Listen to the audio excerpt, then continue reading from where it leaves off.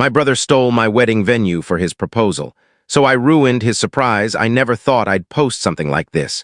But I need to get this off my chest because it still doesn't feel real. I, 27F, got engaged to my fiancé, Aaron, 29M, last year. We've been together for 5 years, and he proposed on our anniversary during a trip to the mountains. Everything was perfect. We started planning the wedding right away, small guest list, beautiful natural setting, and we booked this gorgeous outdoor venue 8 months in advance. Now, here's where the story starts to twist. My younger brother, Jake, 24M, is the golden child. My parents adore him. He's charming, outgoing, and always manages to be the center of attention. He's been with his girlfriend, Sophie, for about 2 years. They're cute together, I won't lie, but they've had some on-again, off-again drama. Last month, I got a call from the wedding venue manager telling me there was a conflict with my reservation. I was confused. We'd paid the deposit, signed the contract, everything. After some digging, they admitted that my reservation had been moved because someone else in my family had requested the date for a special surprise. Guess who? Jake had contacted the venue, dropped my name to gain trust, and booked my exact wedding date and location to propose to Sophie in a big, dramatic way, complete with catered dinner, string lights, a photographer, and even fireworks. He stole my venue for a proposal. I confronted him, furious, and he acted like I was overreacting. His exact words were, "It's not like you're getting married that day anymore, so why does it matter? You should be happy for me." My parents, they took his side. "He's young and in love, don't ruin his moment." Aaron was just as pissed as I was. We thought about just letting it go and finding a new place, but everything was either booked or insanely expensive. We were devastated, so I decided to take the high road and burn it down from the top. I didn't tell anyone what I was planning. I just waited. Jake went all out. Sophie was brought to the venue blindfolded. Everyone was there, friends, family, a professional photographer. Just as he got down on one knee and the music started playing, I walked out, in my wedding dress. Aaron followed in his suit. Everyone froze. Jake's face went pale. I walked right up to him and said, loud enough for everyone to hear, "Sorry to crash, but I figured since this was my venue, I should get at least one dance in before you officially steal it." Gasps. Silence. Sophie looked confused and hurt. She whispered something to Jake and walked away. I turned to the crowd and said, "For those of you wondering, yes, this was supposed to be our wedding day. But someone decided their proposal was more important." Aaron took my hand, and we left. Later, we got so many messages from friends and even a few family members saying they had no idea and were on our side. Sophie broke up with Jake a week later. Apparently, she was furious that he used such a manipulative tactic to impress her and didn't even consider how it affected someone else. My parents are livid.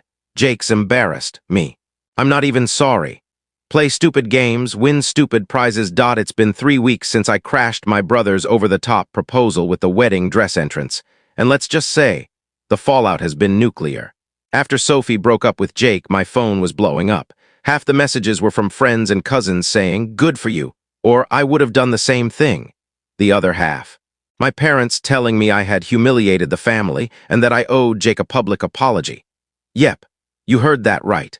Not only do they think I'm in the wrong, but they also claimed I ruined Jake's future because now Sophie wants nothing to do with him.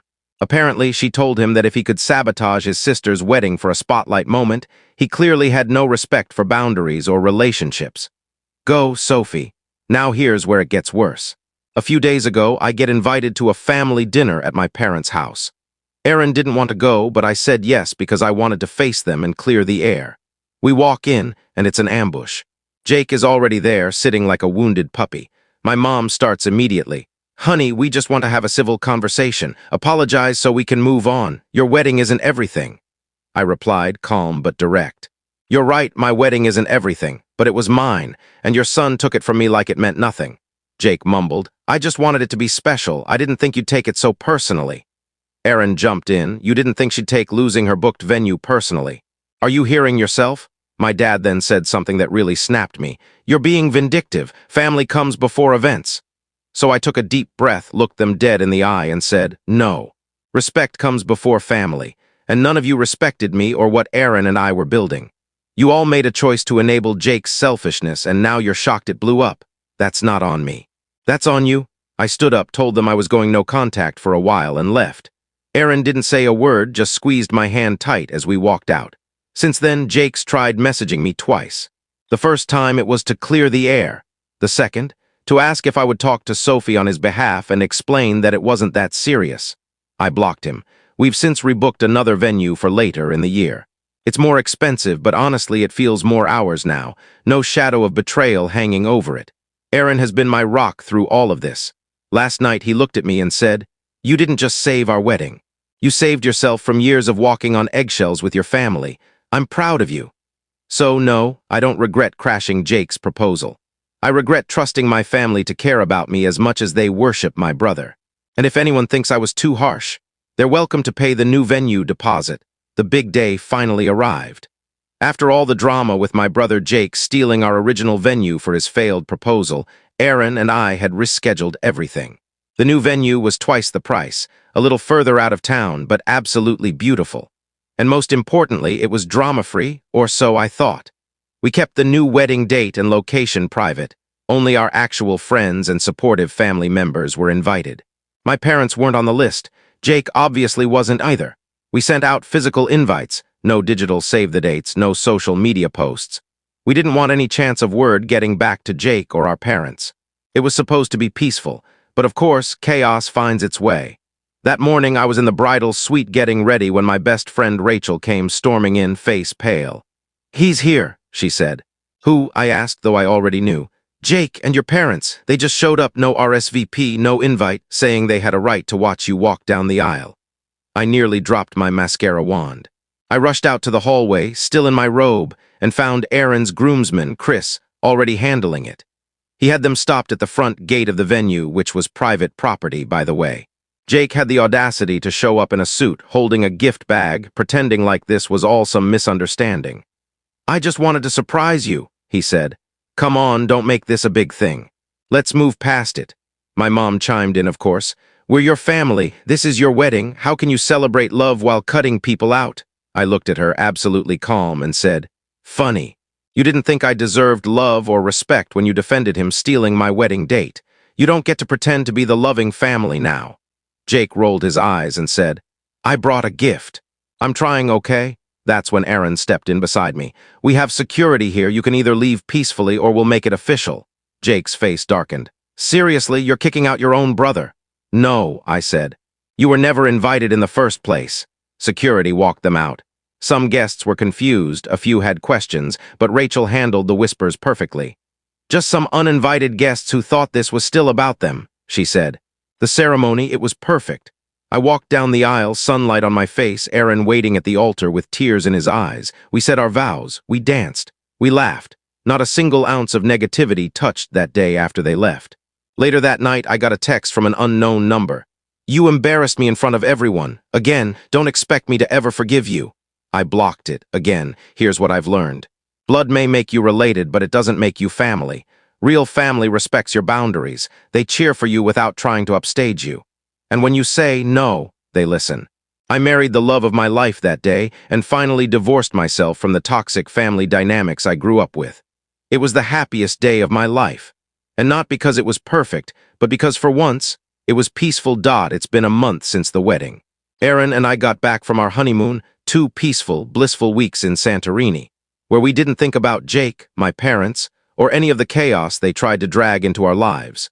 We came home refreshed and finally married, ready to start our new chapter. But of course, the past wasn't done with us. About a week after we got back, I received an email from my mom. Subject line: "Can we please talk as mother and daughter?" I stared at it for 5 minutes before opening it. The message inside was long, emotional, and full of classic guilt-tripping phrases like, "No matter what, we are your family. Jake feels lost without his sister. Don't punish us forever for one mistake. Think of how much your father cried when you wouldn't let us in." At the end, she asked if we could all meet for lunch. Just to talk, just to clear the air. Against my better judgment and with Aaron's cautious blessing, I agreed. But I told her I'd only meet her and Dad. Jake was not welcome. We met at a neutral cafe downtown. The second I sat down, I could already tell something was off.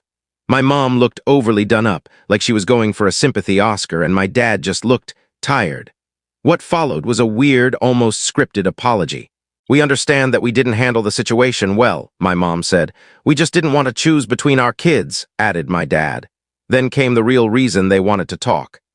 Jake's been struggling, my mom said.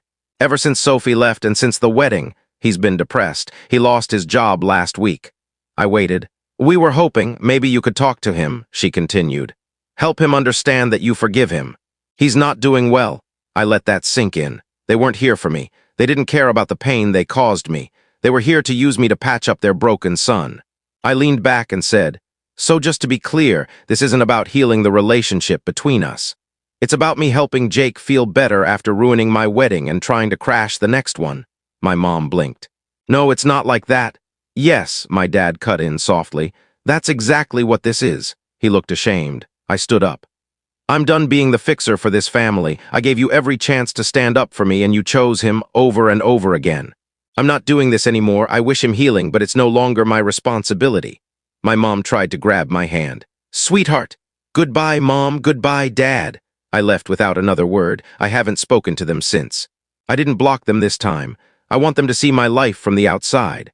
I want them to understand that cutting someone off isn't always hate. Sometimes it's just self-respect. Aaron and I have been settling into married life. We're planning to buy a house next year. We laugh more, sleep better. There's peace in the home now. Sometimes I wonder if Jake will ever change. But honestly, that's not my story anymore. It's been almost a year since our wedding.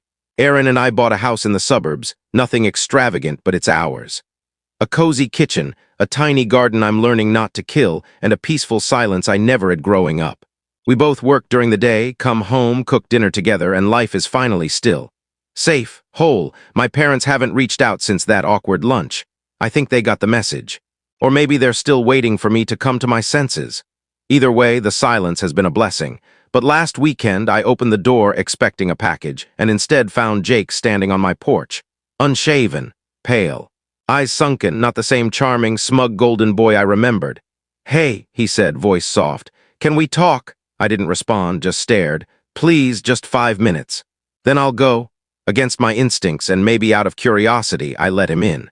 Aaron wasn't home, but I kept the door wide open. I didn't trust him completely, and I needed to be in control of this. He sat on the edge of the couch like it was burning his skin. I lost everything, he started.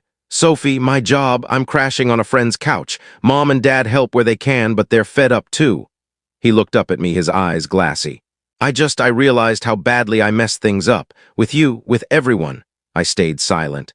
When I stole your venue, I honestly thought I was being romantic. I didn't think about how it would wreck you. And then when you showed up at my proposal in your wedding dress, I was angry. But now, I get it. That was your way of saying, you don't get to take from me anymore. He sighed. You were always the one who had to shrink so I could shine. Mom and Dad made sure of that, and I used it. That part hit harder than I expected. He continued, his voice cracking. I'm not asking for a relationship. I know I don't deserve one. I just wanted to say, I'm sorry. For real this time, not to make myself feel better, just to finally own it. He stood up. That's it, I'll go now. As he walked to the door, I finally spoke. Jake, he stopped. I appreciate the apology. But an apology doesn't reset the damage. It's not forgiveness, it's acknowledgement. And that's a start. But if you want to change, it can't be for me. It has to be for you. He nodded slowly, eyes wet, and left without another word. I haven't heard from him since. But I felt something lift from me after he left, like a decade-old weight had finally been named and released. I told Aaron everything that night. He hugged me tight and said, closure doesn't mean connection. Sometimes it just means peace. He's right. I don't know if Jake will ever truly change. I don't know if my parents will ever see me as anything but difficult for setting boundaries. But I do know this, I gave them all chances.